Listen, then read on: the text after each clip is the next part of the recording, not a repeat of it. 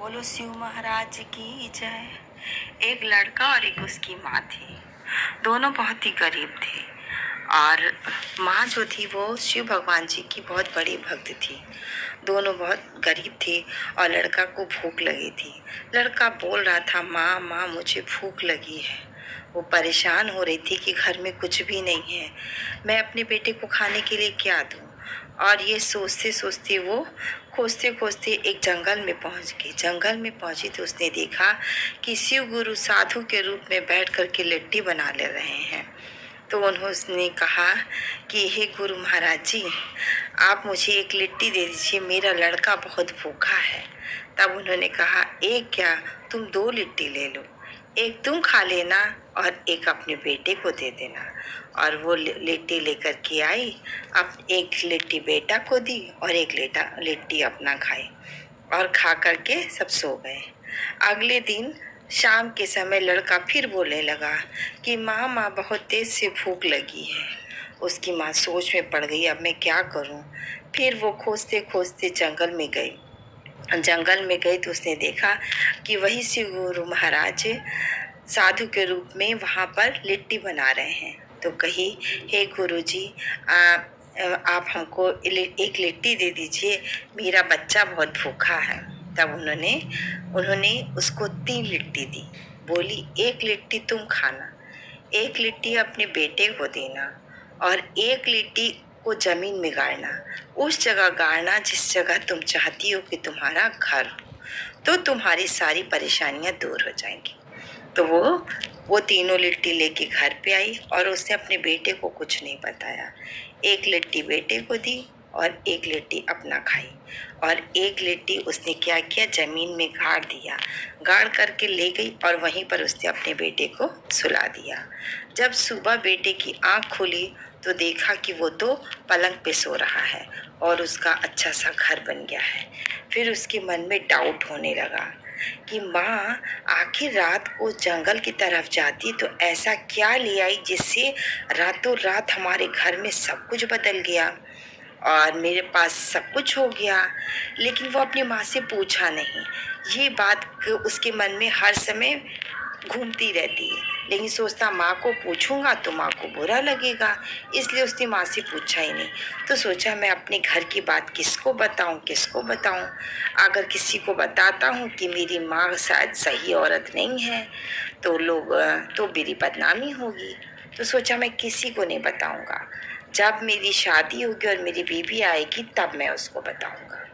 तब कुछ समय बाद उस लड़के की शादी हो गई। तो जब उसकी बीवी घर में आई तो उसने पहली ही रात अपनी बीवी को बोला कि देखो, तुम मेरी माँ का पैर मत छूना, मेरी माँ की इज्जत मत करना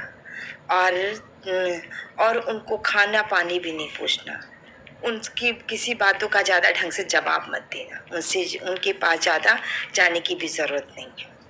तो वो बोली, आप कैसे बैठे हैं, लोग तो अपनी बहू को समझाते हैं, अपनी बीवी को, कि माँ का ख्याल रखो, खाना पानी पूछो, और आप तो कह रहे हैं कि मेरी माँ का ध्यान ही मत देना, ऐसा क्यों।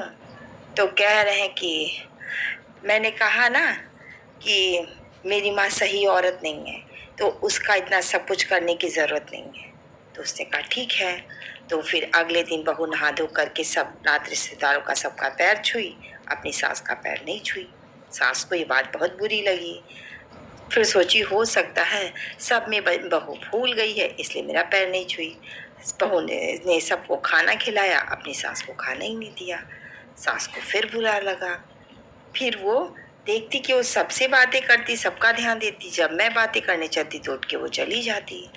तब उन्होंने बहू से पूछा, सब जब रिश्तेदार चले गए कुछ समय बाद, कि बहू क्या बात है कि तुमने मेरा पैर भी नहीं छुआ, मुझे खाना पानी भी नहीं पूछती हो और मेरे पास बैठती भी नहीं हो ढंग से, मैं तुम्हारे पास आती हूँ तब भी तुम मेरा ख्याल नहीं रखती हो।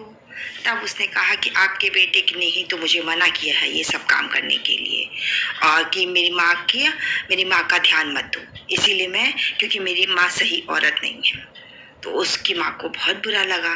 तो उसकी माँ ने क्या किया, घर छोड़ करके उसकी माँ चली गई कि जब मेरा बेटा ही बहू मेरी इज्जत नहीं करते हैं तो इस घर में रहने का क्या मतलब है।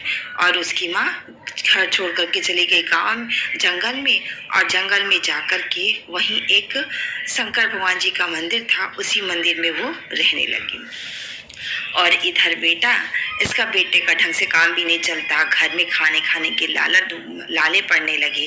धीरे धीरे उस घर में गरीबी छाने लगी और उन लोग को 2 वक्त के खाने के भी लाले पड़ गए। तो बेटा सोचने लगा, माँ तो थी तो इस घर में सब कुछ भरा रहता था, हमको कोई दिक्कत नहीं हुई, और ऐसा क्या हो गया कि माँ के जाते ही हमारे घर में सब कुछ, हर चीज़ की किल्लत होने लगी। तो बहू बोली कि अगर ऐसी बात है तो आप जाइए, माँ को लेके आइए, क्योंकि कुछ तो है जिसकी वजह से हमारे घर में ऐसा हो रहा है। तो वो खोजते खोजते जंगल में गया अपनी माँ को, कि मेरी माँ कुछ भी होता था वो जंगल की तरफ चली आती थी। लेकिन उसके मन में मनाल था कि आखिर मेरी माँ ऐसा क्या करती है, लेकिन उसने कभी पूछा नहीं था उससे। फिर गया, कह रहा माँ मिलेगी तो मैं पूछूंगा ज़रूर उनसे। फिर खोजते खोजते वो जंगल में पहुंचा तो देखा कि एक वो मंदिर में थी, मंदिर में रहती थी, साफ सफाई करती, जो लोग चढ़ा के जाते वही चीज़ खाती पीती थी और वहीं रहती थी। तब वो गया और उसने कहा, माँ मैं तुमसे एक प्रश्न पूछना चाहता हूँ। तो उसकी माँ ने कहा कि मैं भी तुमसे कुछ पूछना चाहती हूँ। तो उसे कहा कि आप, बेटा बोला मैं आपको पहले बताऊं कि आप मुझसे पहले पूछेंगी। तो माँ ने कहा कि पहले तुम बताओ। तो उसने कहा कि मेरे मन में बचपन से एक बात घर कर गई है कि आपको जब हम लोग भूखे थे तो आप जंगल की तरफ आती थी, और ऐसा क्या ला करके की जिसकी वजह से हम इतने अमीर हो गए, हम लोग के पास घर द्वार सब कुछ हो गया। और मुझे लगता था कि आप जंगल की तरफ आती हैं तो जरूर कुछ गलत बात है। तो उसकी माँ ने कहा, तुमने मुझसे पूछा क्यों नहीं, तुम्हें पूछना चाहिए था मुझसे कि माँ आप क्या की हैं जिससे हमारा सब कुछ सही हो गया है, सारी दुख तकलीफें दूर हो गई हैं। तब उसने बताया कि यहाँ के एक शिव गुरु महाराज जी थे, उन्होंने मुझे 3 लिट्टी दी थी। बोली 1 लिट्टी खुद खाना और 1 लिट्टी बेटे को देना और 1 लिट्टी जमीन में गाड़ देना और तुम्हारे सारे दुख दूर हो जाएंगे। मैंने वही काम किया।